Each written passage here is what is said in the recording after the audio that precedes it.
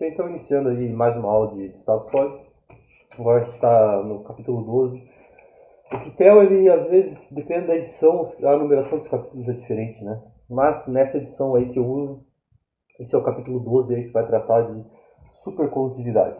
Ou seja, vamos aprender um pouco aí sobre esses materiais aí supercondutores, né? Que tem tantas aplicações aí, né? Deixa eu acender a luz aqui.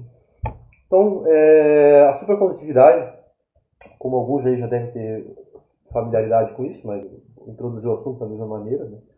Ele, apesar de alguns materiais aí de abaixo temperaturas, exibia uma resistividade elétrica muito próxima de zero. Então, ele não é um condutor perfeito, tá? Então o supercondutor ele não tem uma resistência elétrica igual a zero. Tá? Ele é muito próxima de zero, justamente porque algumas propriedades aí dos supercondutores não seriam possíveis se a resistividade elétrica fosse zero. Tá? Então ela não é. Então não é um condutor perfeito. Então o supercondutor, que acontece em baixas temperaturas, a resistividade é muito próxima de zero, mas, como eu falei, ele não vai ser zero porque a gente vai ver que não se trata de um condutor totalmente perfeito. Então ele foi descoberto em 1911 por um cara aí chamado Kamerlingh Onnes, na cidade de Leiden, aí na Holanda. Então foi descoberto aí por um holandês aí, em 1911. Então, pelo que eu vi, acho que era um cara que já trabalhava com baixas temperaturas. Então era a pessoa aí que acho que tinha, acho que até comenta aqui, né, exatamente a história, né? Que ele era o cara ali que fez o hélio. Então ele era o cara que, acho que o primeiro cara que criou ali o hélio líquido. Então 3 anos antes ele conseguiu criar o hélio líquido, então uma temperatura bem baixa. E aí em 1911 ele percebeu que esses materiais aí, as temperaturas muito baixas, tinham essa propriedade de supercondução. Então além dessa propriedade elétrica única aí, né, que eu vou colocar aqui muito próximo de zero. Tá? A resistitividade aí não é zero, mas é muito próxima de zero. Tá? Eu não vou colocar nada, deixa de jeito. Tá? Mas além disso, ele tem propriedades magnéticas únicas aí. Então a gente vai ver que além das propriedades elétricas aí, no caso da resistitividade, ele vai ter certas características aí magnéticas que são próprias aí dos supercondutores. Aí. Então atualmente, a faixa de temperaturas aí dos supercondutores ela vai de 0,001 Kelvin até cerca de 100 Kelvin. Então você tem aí supercondutores hoje em dia com até temperaturas aí relativamente altas, né? 100 Kelvin aí. Pelo que eu pesquisei aí, a maior temperatura que conseguiu ser atingida por um supercondutor é 133 Kelvin, num sistema aqui mercúrio, bário, cálcio, cobre e oxigênio. Esse cobre e oxigênio aqui, em especial, ele é comum aí em vários supercondutores de temperaturas altas. Então acho que talvez eu vou acabar comentando sobre isso quando eu falar sobre supercondutores de alta temperatura crítica e falar que justamente cadê minha caneta aqui? Justamente esse padrão aqui, né? Acho que é cupreto de oxigênio. Depois eu vejo o nome certinho quando for a próxima aula, que vai ser a última. Mas esse cobre e oxigênio aí, ele é um grupo importante para conseguir ter esses supercondutores a altas temperaturas. E aí, esse 33 Kelvin aqui, aí mercúrio e algumas outras coisas que eles misturam. Então aqui a gente tem algumas temperaturas críticas aqui, né? Então a gente pode ver que elementos metais puros aí, né? Chumbo, nióbio, aqui as temperaturas são baixas, né? Aí à medida que você vai fazendo ligas aí a tua temperatura crítica, né? Que é a temperatura que divide ele ser simplesmente um material normal e ele ser um supercondutor. Abaixo dessa temperatura crítica aqui, ele é um supercondutor. Então aqui, no caso aqui dos metais puros, né? A temperatura aí é baixa, mas à medida que você vai conseguindo misturar diferentes ligas aí você consegue subir, né? Aí essa aqui é até próximo, né? 125 Kelvin aqui, próxima desse aqui. E veja que esses caras aqui também tem esse cobre e oxigênio aqui, né? Cupreto de oxigênio. Como eu falei, eu vou dar uma olhada no nome com calma ali, depois. Mas é esse aqui, ó, CuO. O CuO, ele é uma parte aí muito comum ter essa dupla aqui, né? Nesses semicondutores aí de alta temperatura crítica. Então, sabe-se também, né, que além de ele ser dependente da temperatura, no estado supercondutor, se você aplicar um campo magnético forte o suficiente, né, ele vai destruir a supercondução. Então, a supercondutividade não depende só da temperatura, né, mas, claro que se não tiver um campo magnético, né, externo, aí ela vai depender da temperatura. Né, mas, mesmo a baixa temperatura, que em princípio ele seria um supercondutor, Se você aplicar um campo magnético forte o suficiente, que a gente vai chamar de HC aqui, né? O H aqui é o campo auxiliar, né? Depois eu vou explicar essa relação aqui. Mas se você aplicar um campo magnético forte o suficiente, essa supercondução vai ser destruída, tá? Então eu usei aqui o HC, tá? Esse HC aqui, ele tem... Não é muito comum falar o nome do H, né? Das equações de Maxwell ali, né? O HC aí, né? Então você pode chamar isso aqui do campo auxiliar, tá? Campo magnético auxiliar aí. Ou campo magnético livre. Então esse aqui, ele vem de uma densidade de corrente aí, né? Então esse vai ser o campo auxiliar externo, vamos dizer assim, né? Esse é o campo proveniente de correntes livres aí. E a gente pode relacionar esse campo magnético, naturalmente, né? No CGS o μ0 é 1, né? Então no CGS você relaciona o H com o BA, né? Então eu posso colocar aqui que quando eu falo no H, daqui por diante, quando eu falar em H, eu estou querendo dizer o BA, tá? BA, que é o campo aplicado. Tá? Então eu vou dizer que o campo aplicado é um H proveniente de uma densidade de corrente, ou até do ímã permanente, aí, fora do material. Tá? Tem uma fonte externa ao material. Aí, né? Então, o campo em que naturalmente, como eu estava falando, né, se a temperatura, que esse campo vai ser dado também em função da temperatura. Né? Então, se a supercondutividade depende da temperatura e também do campo aplicado, além disso, vai ter uma relação do próprio campo necessário para destruir a supercondução e a temperatura. Tá? Então, como eu falei, você pode chamar esse campo magnético crítico. Dá para ver no gráfico aqui, né? Então, acho que agora eu posso explicar no gráfico aqui. Aqui, né? Então, se você tem a temperatura aqui e o campo magnético aqui, né? Então, veja que uma baixa temperatura, se ele está a baixa temperatura, se eu aplico um campo magnético forte o suficiente, aí ele está no regime normal. Tá? Então, o regime normal é o branquinho aqui e o regime supercondutor é o azul. Então aqui dá essa temperatura num campo magnético igual a zero, né? Num campo magnético igual a zero. Aqui, por exemplo, né? O campo magnético externo aí é igual a zero e ele está na temperatura de supercondução, né? Mas se nessa temperatura aí de supercondução eu começar a aumentar o campo, vai chegar uma hora que esse campo externo vai destruir a supercondução. E aí ele vai deixar de ser um supercondutor. E esse valor, como dá para ver no gráfico, o valor do campo magnético externo aqui aplicado é o Y. Esse valor BC aqui, né, o campo magnético crítico, o BAC na verdade, ele também depende da temperatura. Então se eu estou muito próximo da temperatura crítica, o campo que eu preciso aplicar para destruir a supercondução é pequeno. E se eu estou a 0 Kelvin, aí ele vai ter o valor máximo aí, né, do campo necessário para destruir a supercondução. Então dá para ver por esse gráfico que esse campo crítico aqui depende da temperatura. Você vê essa linha aqui, né? Essa linha aqui é o campo magnético crítico para destruir a supercondução, e dá para ver que ele depende da temperatura. Quanto menor a temperatura, maior o campo necessário. Então, mas como eu falei, a gente vai relacionar isso aqui, tá como B aqui, né, que é o BAC, tá? Esse eixo aqui é o BAC. Cadê minha caneta aqui? Então esse aqui, na verdade, é o BAC, tá? E a gente vai chamar às vezes de BAC e às vezes de HC. Mas ele é a mesma coisa, tá? A gente quer dizer a mesma coisa porque os dois aí são provenientes de um meio externo, né? Porque a gente sabe que o B ele vai ter a contribuição do H e também a contribuição da magnetização do material, né? Depois eu coloquei umas equações aqui, né? Então eu posso colocar aqui a equação, né? Bom, tá ali, né? Tá aqui, né? Posso olhar essa equação aqui, né? Cadê a equação ali do...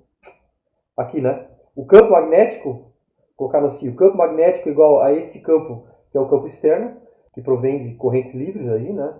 E mais a magnetização, né? Mais a magnetização, assim. Então o B tem que levar em conta as duas componentes. Então, quando eu falo do BAC, eu estou falando só do H, porque eu não estou levando em conta o que está acontecendo dentro do meu material. Tá? Então esse HC é igual a BAC no CGS e no SI ele é igual a BAC sobre μ0 aqui. Tá? Você já conhece aqui, né? B igual a M0μ aqui, né? Se não tem magnetização, né? O B igual a M0. Se não tem magnetização, o B é igual a M0 vezes o H. Por isso que daí B sobre M0 vai ser igual a H. Tá, então é isso. Dá pra ver, já mostrei o gráfico aqui, né? Tem o tipo 2 que ele é um outro tipo aí de supercondutor, né? Que geralmente são essas ligas, mas aí eu vou voltar para esse gráfico quando eu falar do tipo 1 e tipo 2. Mas é isso, tá? Então essa é a parte aí introduzir esse assunto aí de supercondutores. Aí, tá? Então, o HC depende do T, o HC é igual ao BAC aqui, né? E esse é o campo crítico para destruir a supercondução. Esse aqui é o campo magnético qualquer, temperatura qualquer, e aqui é a divisão do regime entre os dois, esse que eu já falei. Então agora o efeito Meissner. Então o efeito Meissner é uma das propriedades mais determinantes aí de um supercondutor. Né? Então assim não, né? Na verdade muito tempo depois ainda. Né? Então em 1933 o Meissner e o Oxenfeld aqui descobriram esse efeito Meissner, né? Então, ou seja, 22 anos depois aí, né, de descobrirem aí a supercondutividade, esses dois caras aí descobriram que se o supercondutor está aqui, exatamente esse efeito, se ele está aqui no estado supercondutor e eu aplico um campo magnético forte o suficiente, né, ele, na verdade, é o oposto aqui, né? Na verdade, eu estou aqui, né? Então eu posso colocar aqui, né? Então eu estou aqui. Então vamos supor que ele está no. Ele está numa dada temperatura aí, né? Cadê o. Resfriado abaixo da. Então você tem um supercondutor aqui que ele está numa temperatura aqui. Ele tem um campo magnético aplicado aqui, tá? Então você tem um campo magnético aplicado e você começa a resfriar ele aqui. Tá? Você começa a resfriar ele aqui. Começa a caminhar para cá. Nesse ponto aqui, em que ele se torna um supercondutor, aqui, as linhas de campo vão ser expulsas de dentro do material. Elas desaparecem dentro do material. Tá? Então, ele não era um supercondutor, ele estava no estado normal. Na presença de um campo magnético, somem, né? Somem, são eliminados. Tá? Então esse é o efeito Meissner, tá? Só vou escrever aqui. Então o que está acontecendo? Se você sai daqui, se você está aqui no estado normal, né, na presença do campo magnético, você vai ter isso aqui, né? Você vai ter aí temperatura acima da temperatura crítica, que é isso aqui. E aí você aplica o campo, você vai ter algo assim. Você vai ter as linhas de campo entrando aí no material, né? Ele não vai ser magnético, vamos dizer assim. Vamos escolher um material que, em princípio, não é magnético.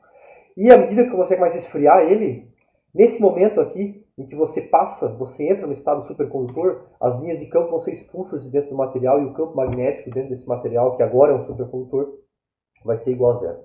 Então quer dizer que agora no estado supercondutor ele vai se tornar um diamagnético perfeito? Exato. Então a gente sabe que se o campo é zero, né, dentro do material, ele é um diamagnético perfeito. Né? Então esse é o efeito Meissner. Essa propriedade aí de quando você vai aqui do estado normal para o estado supercondutor, o campo magnético aqui dentro do supercondutor desaparece e aí as linhas não entram aqui. Né? Então as linhas aí são eliminadas de dentro do material aí durante a transição. Tá. Então nesse caso, como eu falei, né, ele vai se comportar como um diamagnético perfeito, ou seja, anulando totalmente o campo magnético externo no exterior dele aqui. Então aqui tem algumas equações aqui que eu já deixei escrito, porque essa parte de magnetismo tem tanta coisa, né? Você tem o... Cada vez que você fala uma coisa, né? Às vezes você tem o μ, que é a permeabilidade do material. Às vezes você tem o μ relativo, que é a relatividade do material sobre o μ0 aqui. Às vezes você tem o xi, que é a susceptibilidade aí você tem que relacionar isso com a magnetização, e aí com o H, e aí com o campo externo. Então, um monte de coisas aí. Então eu vou colocar aqui, coloquei algumas equações justamente para situar nessa teoria, nas equações de Maxwell aí, o que a gente está chamando do que aqui. Então, se um supercondutor se comporta com um diamagnético perfeito, o campo magnético no interior dele é totalmente anulado aqui. Então, o campo aqui, como eu falei, ele é zero aqui. Né? Então, isso aqui equivale a dizer que ele tem uma seletividade magnética no valor de menos 1 sobre 4π no CGS ou menos 1 no SI. Então você pode pegar essa equação aqui, né? Aí você pega essa equação aqui, e você substitui aqui. Essa aqui é a equação de Maxwell, aí, né? A relação entre BH e M no CGS e a relação entre BH e M no SI. Então aí você substitui aqui, o H é aquele próprio campo aplicado externo, né? E aqui é o BA sobre μ0, né? Porque no SI, como está aqui, você tem que colocar o μ0 para relacionar o B e o H, né? No CGS não precisa, porque o μ0 é 1. Aí você troca a magnetização aqui pelo xi aqui, né? Aí você troca a magnetização por isso aqui, substitui, né? Magnetização por essa expressão, na verdade, não pelo xi, né? Você troca a magnetização pelo xi vezes o BA sobre M, né? Então isso aqui a gente viu nas aulas passadas, né? Nas aulas passadas a gente viu essa relação aqui. Já mostrei quando eu falei de diamagnetismo, eu mostrei essa relação. Então, como é que a gente vai achar o xi necessário, né, para o campo ser zero dentro do material? Então você pega agora, escreve magnetização aqui em função do xi, aí substitui nessas duas equações, aí você vai ver que no caso do SI o xi vai ser 1 aqui, né? Veja que eu substituí o M aqui, né? Substitui esse M aqui, né? O H pelo BA o SI aqui, né? Substituir o H pelo BA sobre M0, né? Essa equação aqui, essa aqui, tá? E é só você substituir o H pelo BA sobre M0 e o M por esse valor aqui no SI, então eu achei que o SI tem que ser menos 1 no diamagnético perfeito. E agora eu pego essa equação no CGS, substituo a magnetização aqui pelo BA vezes o XI, né? Aí você vai ficar com isso aqui, né? Cadê aqui, né? O BA, né? O BA aqui mais 4π XI BA, então você vai ter 4π vezes o XI, vai ser igual a menos 1 aqui, né? E a magnetização é isso aqui que eu já tinha mostrado ali, né? No caso aqui em cima. Né? Menos BA aqui, né? Ah, não, é isso. Né? E aí, o XI fica menos 1, né? E agora vamos calcular agora qual que seria então a magnetização dentro do material, né? Então, dado que eu tenho diamagnético perfeito, né, que o XI tem esses dois valores aí no CGS ou no SI, qual que vai ser o valor da magnetização dentro do material, né? Então aqui, né, essa aqui, a equação é essa mesma que está aqui, né? Essa aqui no SI, você substitui aqui, né? Então você pega essa equação aqui no SI, aí você chega nesse resultado aqui, né? Então, se o campo dentro é zero, né, então a magnetização no SI tem que ser menos BA sobre M0, né? Aí você faz uma coisa no CGS, né, que está aqui, né? Agora você trocou o H pelo BA, que eu já expliquei, né? E aí BA mais 4πm vai ser igual a zero, então a magnetização vai ser menos BA sobre 4π. Então, no estado supercondutor, ele sendo um diamagnético perfeito, é isso que acontece. Essa aqui é a magnetização dentro do material, que cancela justamente o campo aplicado para o campo total C0. E aqui a mesma coisa no CGS. E aí no CGS o XI seria menos 1 sobre 4π. E o XI no SI seria menos 1. Tá? Então por isso que eu já deixei essas equações aí. Porque tem que relacionar um monte de coisa, né? A magnetização é o XI, é o BA, é o H, é o campo externo, é o campo total. Então eu já deixei as equações tudo relacionando essas coisas aí justamente para já deixar escrito e não precisar ficar reescrevendo. Tá? Então, tem efeitos, né, de fora do material. A gente sabe que quando você tem um material, que está passando um campo magnético dentro dele, né? Cadê minha canetinha? Quando tem um material que está passando um campo magnético dentro dele, vamos supor um material assim, né? Existe uma componente da desmagnetização do lado de fora, né? Vou trocar de cor aqui. Tá aqui, né? Então, quando você tem aí um material magnetizado, por exemplo, assim, né? Você tem as linhas de campo passando ali por dentro dele, mas elas passam por fora aqui também, né? Ainda que por fora ela tem sentido oposto aí, né? Então, para diminuir o máximo esses efeitos aqui, a gente vai considerar inicialmente um supercondutor bem longo e fino. Tá? Então ele vai ter um longo e fino, como se fosse algo como um fio ou algo assim. Tá? Justamente depois a gente vai falar sobre superfície, mas essa aproximação inicial a gente vai considerar algo assim. Tá? Um supercondutor bem longo e fino, justamente para evitar esses efeitos de magnetização que vem de fora do material, como eu fiz o desenho ali. Tá? Então, e aí o campo magnético externo, né, vai ser paralelo ao eixo mais longo, né, como eu tinha falado. Né, você vai aplicar o campo externo assim. Aí aqui está o teu material, e você vai aplicar o campo BA assim. E agora você já sabe, né, vou escrever no SI ali, você sabe que a magnetização vai ter que cancelar aquele campo ali, né. Então a magnetização ali, então a magnetização para o DC0, a magnetização aqui tem que ser, aqui a magnetização vai ter que anular aquilo ali, né. Vai anular o BA dentro do material. Então é isso aí. E aí, claro, né, no SI vai ter esse valor aqui, né, a relação entre os dois, e no CGS vai ter esse valor aqui. Tá? Então é isso, tá? E aí, então dentro do material, tá aqui, né, eu já expliquei essa parte aqui, você vai ter essa relação, lembrando que a gente está tratando disso aqui. Né? E aí, eu depois vou falar aqui no tipo 1 e tipo 2 aqui, tá? Esse gráfico aqui, eu falo agora, e esses dois aqui. Agora eu vou explicar a diferença entre o tipo 1 e o tipo 2 aí. Então, primeira coisa, né, agora eu vou explicar por que essa resistividade aqui ela não pode ser exatamente igual a zero. Tá? Então agora a gente viu que o efeito Meissner é isso aqui, né? Você resfriou o material e as linhas de campo que estavam dentro do material aqui, ele virou um supercondutor e expulsou as linhas de campo aqui. Então, pelas equações de Maxwell, vamos supor que a resistividade fosse zero. Né? Se a resistividade fosse zero, o campo elétrico dentro do material seria zero também, né? Porque está aqui, né? O ρ aqui seria igual a zero. Se a resistividade fosse nula, né? Mas a lei de Faraday diz que a variação temporal do campo magnético é proporcional ao rotacional do campo E. Você tem a lei de Faraday dizendo justamente isso, né? Que existe uma relação entre a variação temporal do campo magnético e o rotacional do campo externo. Né? Mas se o campo externo do campo interno aqui, né? Então, o campo elétrico, né? Não o campo externo, né? O campo elétrico. Então, existe uma relação pela lei de Faraday que relaciona a variação temporal do campo magnético com o rotacional do campo elétrico. Então, se a resistividade é zero, o campo elétrico também é zero dentro do material. E se o campo é zero, o rotacional do campo seria zero e a variação temporal do campo magnético seria zero. Mas não é isso que acontece, né? No efeito Meister, isso está acontecendo ao longo do tempo, né? Você está indo daqui para cá em função do tempo. Você está indo para cá em função do tempo. Isso aqui acontece porque você está resfriando isso aqui ao longo do tempo, né? Então, se o campo magnético está sendo modificado dentro do material, o dBdt não é igual a zero. Se o dBdt não é igual a zero, o rotacional do campo E não é igual a zero, então o E também não pode ser zero e, portanto, a resistividade também não pode ser zero. Então, o próprio efeito Meissner aí, como diz aqui, né? O próprio efeito Meissner já anula a possibilidade do campo magnético, a variação, né? O próprio efeito Meissner, que é justamente um dBdt, né, uma variação temporal do campo magnético, já vai contra aí, a resistividade ser nula dentro do material. Tá? Então, a resistividade não pode ser nula justamente por causa do efeito Meissner, que é essa mudança que acontece no campo ali, na hora que você resfria. Tá? Existe um outro motivo aí, que depois eu vou explicar em mais detalhes, né, mas também, num condutor perfeito, o caminho livre médio dos elétrons aí seria infinito, e não é isso que acontece. Tá? O caminho médio dos elétrons num supercondutor não é infinito, tá? Eles têm um caminho finito, apesar de eles terem uma ótima condutividade muito próxima de zero. O caminho livre médio dos elétrons, como a gente já viu alguns capítulos atrás, não é infinito, tá?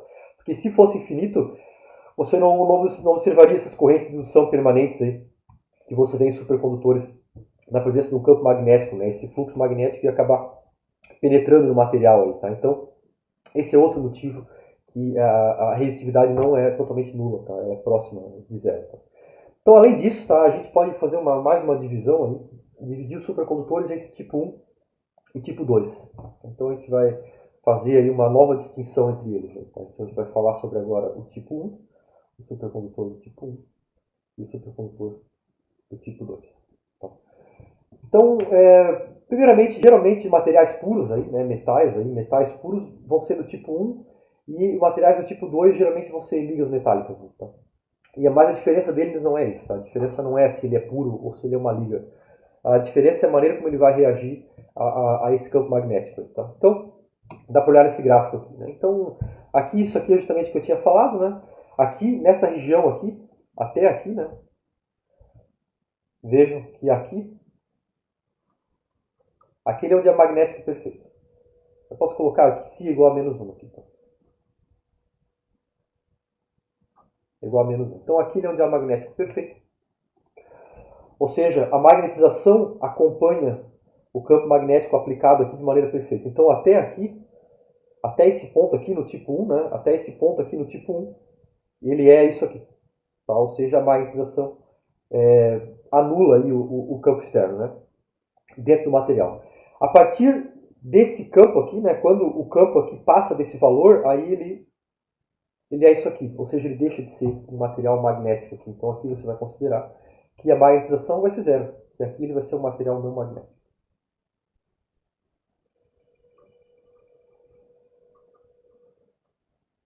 Nesse regime aqui, tá? Então, no tipo 1, abaixo de um certo valor aqui do campo, né? Não sei se a gente tinha falado de temperatura, né? Mas não é, tá? É abaixo, aqui numa dada temperatura, tá? Então, isso aqui em uma dada temperatura. Para um T.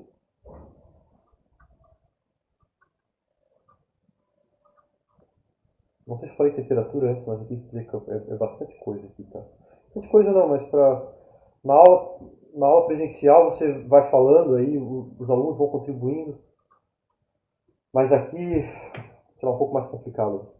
Tudo bem, então por um dado T aqui, né, por uma dada temperatura, você tem aqui esse estado aqui, que é o diamagnético perfeito, né, que é esse aqui. Aí você vai aplicando o campo, e aí quando chega nesse campo crítico aqui, aí o material deixa de ser supercondutor, aí você entra no estado não magnético, que vai ser justamente esse aqui. Tá? Então aqui você está numa temperatura que em princípio aí ele seria um supercondutor se não tivesse o campo externo aí, né? E aí a partir do valor do campo externo ele deixa de ser aí supercondutor e entra aqui no não magnético. E aqui ele é o perfeito diamagnético. Então existe uma divisão muito clara, tá? No tipo 1 existe uma divisão muito clara entre os dois regimes aqui. Tá? Então, como eu falei, a temperatura aqui, vamos colocar aqui, a temperatura é menor aqui que a temperatura crítica. Né? Então existe uma diferença, uma fronteira muito clara entre o estado aqui supercondutor dele e o estado em que, a partir desse certo campo, a supercondução é destruída. Esse é o tipo 1. No tipo 2, ele é diferente. Tá? Ele é diferente porque vai aparecer justamente essa região aqui. Essa região. Então aqui, a partir do HC1, então até nesse ponto aqui, né? Nesse ponto aqui, até aqui, ele vai ser aquele diamagnético perfeito. Então o Xi aqui, né? No SI, vamos colocar, vai ser igual a -1 aqui, né? Então ele está com a mesma característica do tipo 1, né? Igual ao tipo 1, além de ser supercondutor, ele também elimina o campo magnético dentro dele. Mas agora a divisão não é tão clara. Então a partir dessa temperatura aqui, ele começa a diminuir aqui, né? A partir daqui, desse ponto, ele já não é mais um diamagnético perfeito, mas ele continua sendo magnético. Até o HC2 aqui. Então até o HC2 aqui, até esse ponto aqui, HC2, ele ainda é supercondutor. Mas aqui são regimes diferentes. Aqui você considera ele aqui um supercondutor aqui. Mas aqui também. No tipo 2, entre o HC1 e o HC2 aqui, ele é o chamado estado vórtex. Mas ele ainda é um supercondutor. Ele ainda é.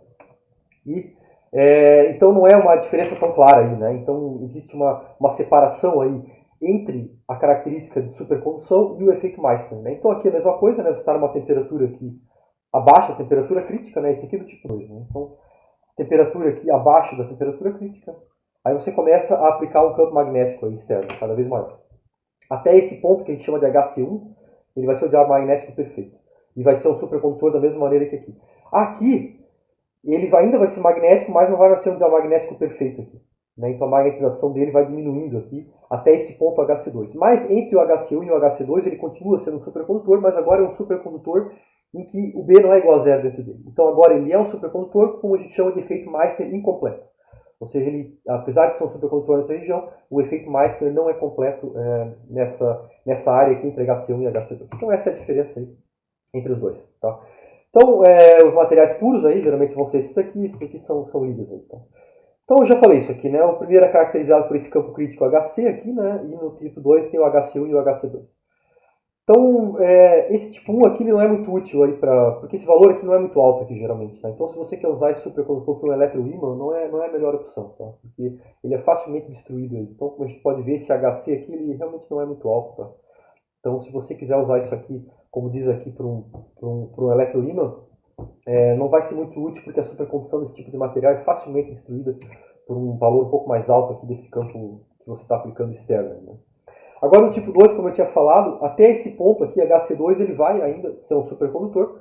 E nessa região entre HC1 e HC2, que eu falei que é esse estado vórtex aqui, né, ele tem o efeito Meister incompleto. Ou seja, as linhas de campo aí, vai ter linhas de campo magnético dentro do material, vai ter linhas aqui, mas ele ainda, como eu falei, vai ser um supercondutor nesse estado vórtex. Aí.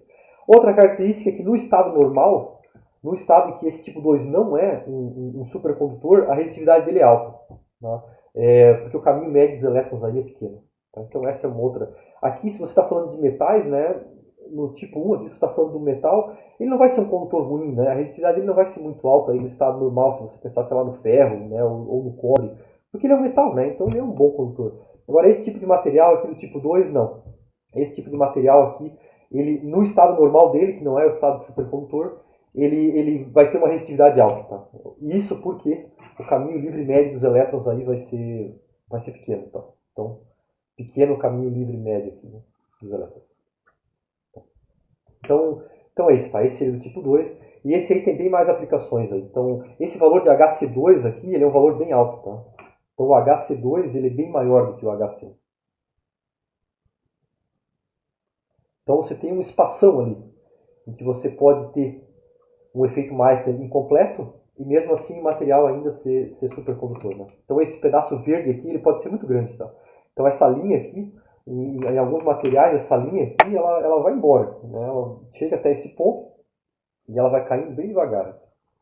Então você consegue ter supercondução até valores bem altos ali do campo magnético aplicado no material. Então esse sim, né, esse seria indicado para você usar em eletroímãs, né, porque daí, como o eletroímã vai gerar um campo magnético, mas esse tipo de supercondutor tipo 2 vai ser mais resistente, né, a esse campo magnético externo. Aí, né. E não tem problema, tá? Aqui ele vai ser meio que uma superposição dos dois, né? Acho que eu tinha em algum lugar aqui. Aqui, né? Então aqui, o tipo 2 aqui, dá para a gente voltar para esse gráfico aqui, né? Então, o que seria esse SC aqui, né? Seria o supercondutor, que seria esse regime aqui, né? No tipo 2 aqui. E aí esse regime aqui, mistura de normal e supercondutor, mas uma coisa que é uma mistura de normal e supercondutor não deixa de ser um supercondutor, porque pelo menos uma parte daquilo ainda vai conseguir conduzir eletricidade, né, nesse nível de supercondução. Então nesse desenho aqui, que eu tinha mostrado na primeira página, você tem o azul claro aqui, que equivaleria ao estado vórtex aqui, né? Veja que o campo magnético aqui, o BC2 aqui é bem mais alto, né, do que esse aqui. E aí esse aqui, SC, é o mesmo daqui, tá? E aí você tem esses materiais aqui, são muito provavelmente, acho que são todos tipo 2 aqui. Né? Justamente porque, não sei se tem muita temperatura na crítica, na diferença de temperatura crítica, mas esses materiais aí, como os do tipo 2 geralmente vão ser ligas, né? Então, esses de alta temperatura aí, eu acredito que vão ser, esses de alta temperatura geralmente vão ser do tipo 2. Né? Então é isso, tá? Então, alta resistividade. Então, esse deu 31 aí minutos. Então eu vou fazer. Depois eu vou falar sobre a parte termodinâmica aqui. Né? Então, um déjà vu aí para quem já fez termodinâmica comigo aí, né? Falar um pouco sobre energia livre aí, como é que a energia livre está relacionada com o trabalho e também com probabilidade aí, tá? Então, mas eu vou fazer uma pausa aí nessa primeira parte da aula.